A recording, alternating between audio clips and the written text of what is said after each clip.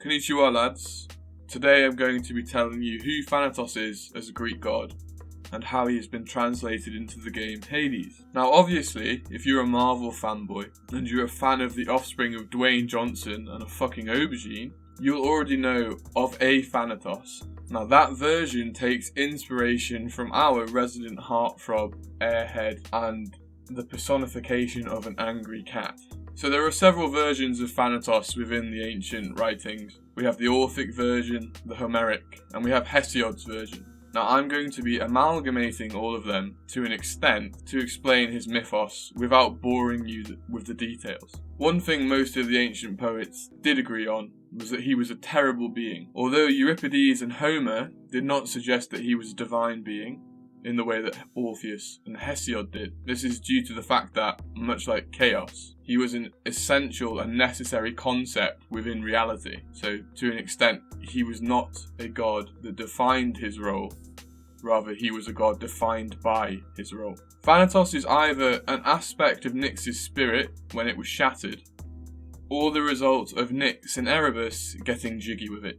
In the game, it's more likely the former. Hesiod supports the latter, but that has not been adapted in-game to my knowledge, as Erebus is registered as an infernal encounter, if you like turning up the heat.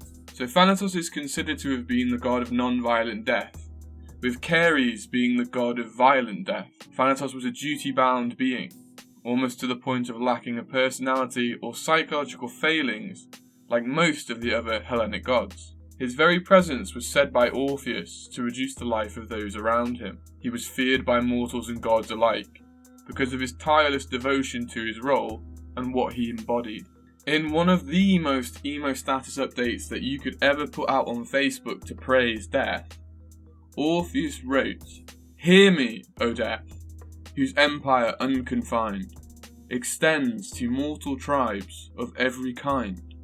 On thee the portion of our time depends, whose absence lengthens life, whose presence ends."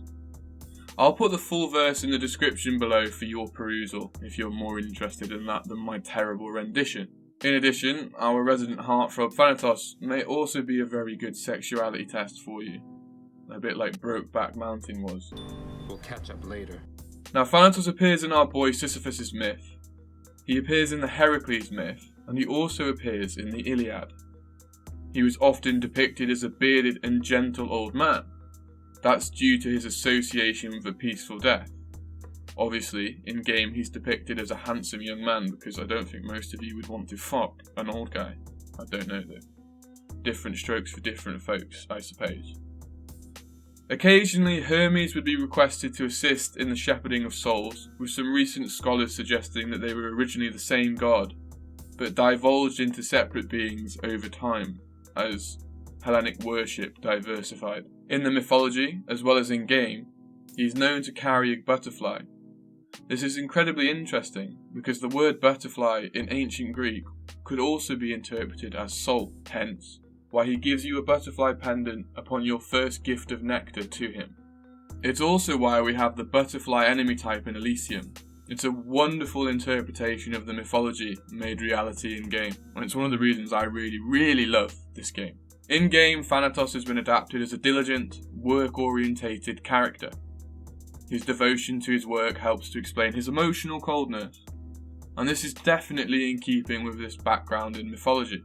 His inability to understand Zagreus' desire to flee his role, further compounded by his personality being defined by his divine role, rather than the other way around, when compared to Zeus, for example, who defines his role in the Hellenic pantheon with his personality, not the role that he is ought to do. Thanatos' business and punctuality are due to the complex and demanding nature of his role. This is why we never see him idling for chat. He always has somewhere to be. These are characteristics that Hades loves, as Hades' realm expansion is dependent on souls gathered by Thanatos, Ceres, Charon, and to a lesser extent Hermes. Now Thanatos has friendship with the Furies due to their sibling-like relationship with Nyx, or their shared origin, depending on which version you want to interpret. This is again rendered in game and is really interesting and it's nice to see.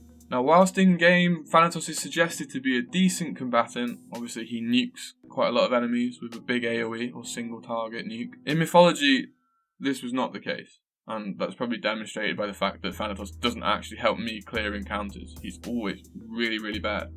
In Mythology, Thanatos was bested by the demigod Heracles. He was outsmarted by the wily fox Sisyphus. And this is all actually true because originally he was the god of peaceful death. He was never really involved in war, battle, or fighting. Those were the remit of Keres.